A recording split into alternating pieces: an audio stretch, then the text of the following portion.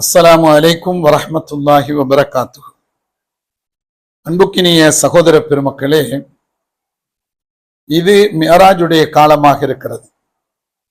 பெருமானார் ஸல்லல்லாஹு அலைஹி வஸல்லம் அல்லாஹ்வினுடைய அழைப்பை ஏற்று மிஅராஜுக்கு சென்றதை நாம் அனைவரும் அறிகிறோம்.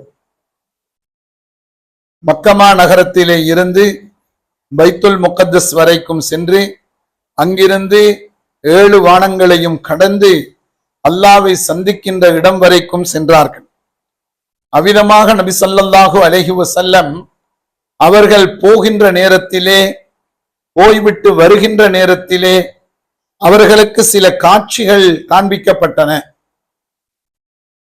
பெருமானார் ஸல்லல்லாஹு அலைஹி வஸல்லம் அவர்கள் சென்று கொண்டிருக்கிறார்கள். அங்கே ஒரு காட்சியை பார்க்கிறார்கள். ஒரு சில மக்கள் அவர்களுடைய உதடுகள் எல்லாம் கத்தரிக்கோலினால், நெருப்பினாலான கத்தரியினால் துண்டிக்கப்பட்டு கொண்டிருப்பதை பார்க்கிறார்கள். ஒரு சில மக்கள் இருக்கிறார்கள், அவர்களுடைய உதடு உதனுடன் சேர்ந்து, அப்படி என்றால் உதடு நாவு எல்லாம் சேர்ந்திருக்கும் அவ்விதமான முறையிலே அங்கே நெருப்பினாலான கத்திரியினால் துண்டிக்கப்படுவதை பெருமானார் ஸல்லல்லாஹு அலைஹி வஸல்லம் அவர்கள் பார்க்கிறார்கள்.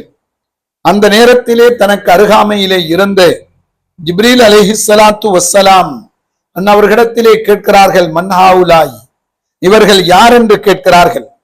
அந்த நேரத்திலே ஜிப்ரீல் அலைஹிஸ்ஸலாம் அவர்கள் சொன்ன பதிலும் அவர்களுக்கு சொல்லப்பட்ட விளக்கத்தையும் பாருங்கள். இவர்கள் யார் என்று சொன்னால், ஹுதபாஉ மின் அஹ்லி துன்யா மிம்மன் கானு யஅமுரூன அன்-நாஸ பில் பிர்ரி வ யன்ஸௌன அன்ஃபுஸஹும். இங்கே சொல்கிறார்கள், இவர்கள் யார் தெரியுமா? உங்களுடைய உம்மத்துடைய ஹத்தீபுமார்கள். நபி அவர்களே, உங்களுடைய உம்மத்தினுடைய பேச்சாளர்கள் தான் இவர்கள். அவர்கள் எப்படி யஅமுரூன அன்-நாஸ பில் பிர்ரி, மக்களுக்கு நன்மையை கொண்டு ஏவுவார்கள், தீயவற்றையெல்லாம் தடுப்பார்கள், ஹராம் என்னதென்று புட்டு புட்டாக சொல்லுவார்கள், ஹலால் என்னதென்று புட்டு புட்டாக சொல்லுவார்கள். இப்படியெல்லாம் சொல்லி மக்களுக்கு சொல்லிக் கொண்டிருப்பார்கள். வயன் சௌன அம்புசகும், அவர்கள் தங்களை மறந்து விடுவார்கள். அவ்விதமாக மறந்து விட்டவர்கள்.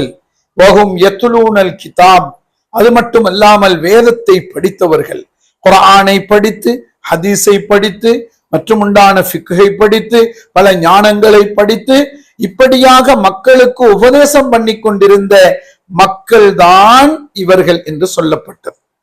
அருமையான சகோதர பெருமக்களே, மிக முக்கியமாக இன்றைக்கு கவனத்தில் எடுக்க வேண்டிய விடயம் இதுவாக இருக்கிறது.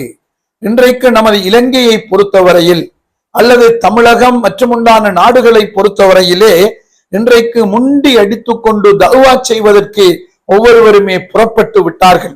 எல்லோருமே பார்த்தால் மிக பெரும் பீரங்கி பேச்சாளர்கள். எங்கு பார்த்தாலும் அவர்களுடைய பேச்சு, அதாவது பல்வேறு துறைகளிலே ஆய்வு செய்து அவர்களை பேசுவதை பார்க்க முடிகிறது.